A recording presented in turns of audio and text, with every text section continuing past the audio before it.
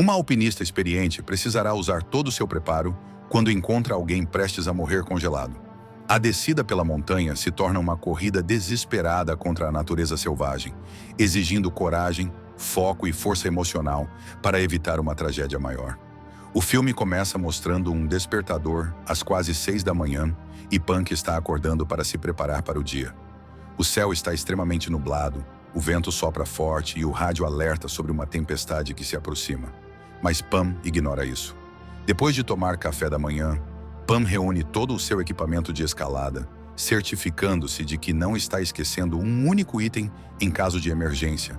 Depois sai de casa enquanto olha para uma foto de suas falecidas filhas. Sua próxima parada é a lanchonete local. O dono, Dave, não gosta da ideia de Pam subir o Monte Washington sozinha, especialmente porque os telefones não têm sinal lá em cima. Mas depois de 30 anos fazendo essas trilhas diariamente, ele já está aposentado e não pode ser seu acompanhante. Ele também lembra Pam da previsão de tempo assustadora, mas isso ainda não é suficiente para fazê-la mudar de ideia. Hoje é um dia muito especial, então ela não pode cancelar essa viagem.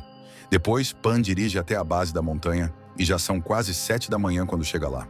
Ao estacionar, ela encontra 2 campistas que estão indo embora, após passar 2 noites congelantes na área. Eles não viram mais ninguém lá em cima, o que é estranho porque há outro carro estacionado por perto. Assim que coloca todo o seu equipamento e deixa um mapa da sua rota no limpador de para-brisa em caso de emergência, Pam começa a subir a trilha. Primeiro ela precisa cruzar uma floresta e um rio, mantendo a mente ocupada citando Desert Solitaire, de Edward Abbey.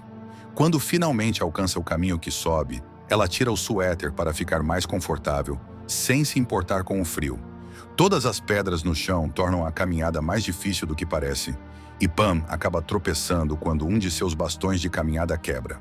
Felizmente, ela não se machuca, então faz uma pausa para beber água, conserta o bastão com fita adesiva e percebe as nuvens escuras tomando o céu antes de continuar. Depois de cruzar outro rio, Pam chega às áreas nevadas da montanha por volta das 10 da manhã e veste a jaqueta novamente antes que congele. A tempestade está chegando mais perto e o vento já está soprando neve em seu rosto.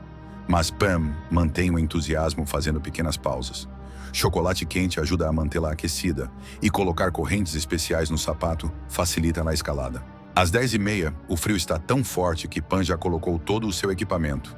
E sempre que ela faz uma pausa, precisa se sentar atrás de rochas para não ser derrubada pelo vento. Quando começa a subir o trecho final, ela encontra um monte de pedras construído propositalmente e percebe uma sombra no topo da montanha. Para chamar a atenção, Pam sopra seu apito, mas não obtém resposta. Já são quase 11 da manhã, o que significa que ela não está indo bem no tempo, e outra pista está prestes a atrasá-la ainda mais. Há pegadas de tênis na neve. Soprando o apito e gritando algumas palavras para ser ouvida, Pam segue as pegadas para encontrar a pessoa que as fez. Ela está tão distraída com isso que não percebe um buraco no chão e cai nele. Pam tenta escalar para sair algumas vezes, mas continua escorregando de volta, e suas mãos começam a machucar. Vendo isso como um sinal, Pam decide tentar novamente, e desta vez consegue sair. Água seria boa para celebrar o esforço, mas infelizmente sua garrafa está vazia. Depois de cobrir o buraco com um monte de galhos, ela sobe a última parte da trilha e chega ao topo da montanha à 1 da tarde. Lá, ela encontra um homem sentado na neve, congelando até a morte porque não está usando o equipamento apropriado. Pam tenta falar com ele, explicando que trabalha com a equipe de resgate, mas não há reação do homem, então ela decide chamá-lo de John. A coisa mais importante é aquecê-lo. Então Pam tira suas roupas para esfregar seus membros e o veste com algumas de suas próprias peças extras. Ela também o cobre com um saco de transporte até que ele recupere a consciência, prometendo tirá-lo dali. Às 1h38, a dupla começa a descer a montanha. John mal consegue andar. Quando recupera mais clareza mental, John começa a dizer que não pode voltar e tenta retornar ao topo da montanha. Então Pam precisa fazer um esforço extra para puxá-lo. Quase às 3 da tarde, eles estão prestes a chegar à beira de um penhasco. Então John usa a pouca energia que tem para correr e fazer o que está pensando. Felizmente, a neve amortece sua queda, mas ele machuca a perna quando bate em uma pedra. Pam ainda se recusa a deixá-lo para trás e o ajuda a sair da neve, fazendo John gritar assim que ela toca sua perna. Meia hora depois, a dupla encontra pedras grandes o suficiente para se sentar embaixo e descansar. Pam precisa impedir John de comer neve, porque isso o deixaria ainda mais desidratado, e tenta distraí-lo perguntando se há alguém esperando por ele. John confessa que tem um gato chamado Cat, e Pam conversa um pouco sobre preferências de animais antes de insistir que precisam continuar. 3:30 é tarde para os padrões dessa trilha, e eles precisam ficar abaixo da linha das árvores antes de escurecer. Não querem estar aqui quando a noite cair e a temperatura cair 20 graus. Às 5:30, eles finalmente começam a ver algumas árvores. Essa área é bem íngreme, e John está bastante cansado, fazendo-o tropeçar e rolar ladeira abaixo, esbarrando em Pam e a arrastando com ele. Com o humor piorando, John mais uma vez diz que não pode continuar, e pede para Pam deixá-lo sozinho, mas ela se recusa. Agora que estão entre as árvores, o vento não está mais batendo no rosto deles, então Pam aproveita a chance para examinar melhor John. Explicando que é enfermeira, ela oferece comprimidos, chocolate quente e um pouco de chocolate antes de verificar o tornozelo ferido. Está muito inchado, então Pam o enfaixa e depois cobre com seu último par de meias extras. Agora vendo claramente a jaqueta de Pam, John finalmente entende que ela faz parte da equipe de resgate, mas fica decepcionado ao saber que a falta de sinal significa que não haverá helicóptero ou reforços vindo. Achando que não vão conseguir, John começa a chorar, mas Pam promete novamente que irá levá-lo para casa. Caminhar pela floresta não é tão fácil quanto deveria, porque o tornozelo de John está ruim, e Pam precisa impedi-lo de adormecer. Quando chegam ao rio, John mal consegue andar, então precisa cruzar a água engatinhando sobre uma árvore caída. Infelizmente, tanto John quanto a árvore estão molhados e escorregadios, fazendo John cair no rio e ser levado pela correnteza. Pam segue o caminho ao lado do rio, chegando à foz às 6:10, significando que já está bem escuro. Achando que falhou, Pam começa a chorar, mas então um barulho a alerta sobre algo na água. É John, que está quase inconsciente e segurando-se a uma pedra. Pam não hesita em entrar no lago para puxar John de volta e abraçá-lo com força, enquanto ambos admitem que aquilo foi bem assustador. Às 7:13, a dupla pode ver a estrada à distância, e Pam incentiva John a cantar para esquecer a dor enquanto o ajuda a caminhar. Ela gosta da música que ele escolhe porque a lembra de suas filhas. Às 10:44, depois que John vestiu o saco para manter-se aquecido, a dupla está atravessando a floresta quando Pam vê um carro passando na estrada. Ela corre atrás dele para tentar pará-lo e pedir ajuda, mas infelizmente não é rápida o suficiente.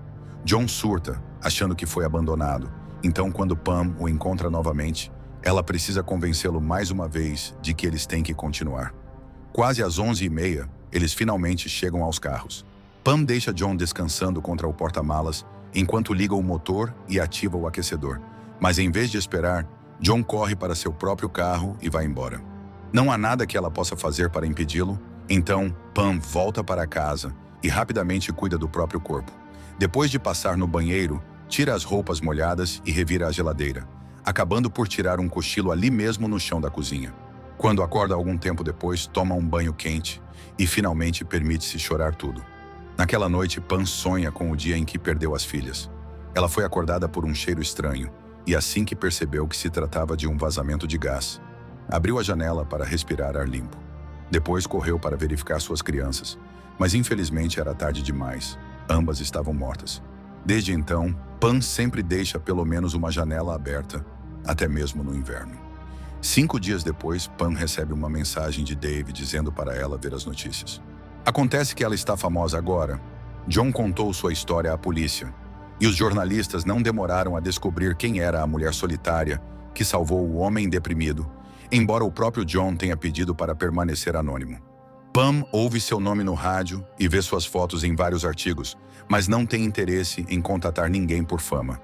Ela continua sua rotina de subir a trilha da montanha, enquanto espera por um telefonema da polícia local, com uma resposta para seu pedido. Mas infelizmente a mensagem deles não ajuda. Quando John preencheu seu relatório, ele não ofereceu seu nome real ou um número de telefone. Uma tarde, um repórter chamado Patrick aparece na casa de Pam. Ela tenta dizer que não é a mulher das notícias, mas Patrick viu sua foto, então não acredita.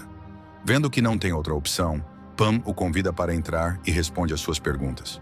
Ela não recebeu uma única palavra de John, e não acha que importa por que ele estava no topo da montanha em novembro com poucas camadas de roupas.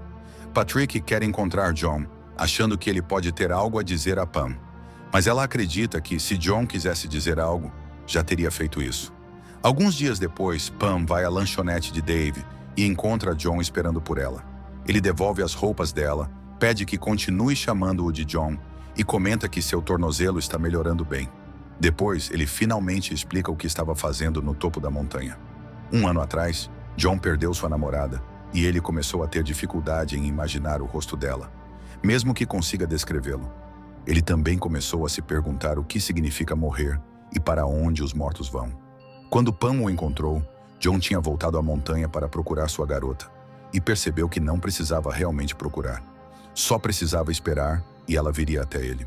Mas em vez de ouvir ela, John ouviu Pam, e ele é muito grato por isso.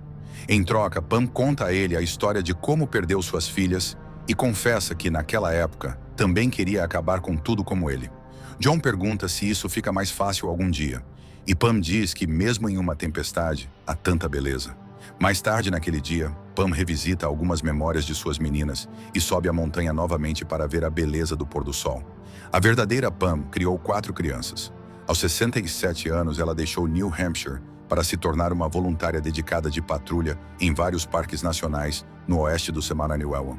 John é um lembrete constante para Pam de que basta uma pessoa para mudar a vida de alguém, e ele mudou a dela. E assim chega ao fim o filme. Inscreva-se para mais vídeos como este, ative as notificações e deixe seu like para ajudar o canal. Obrigado por assistir.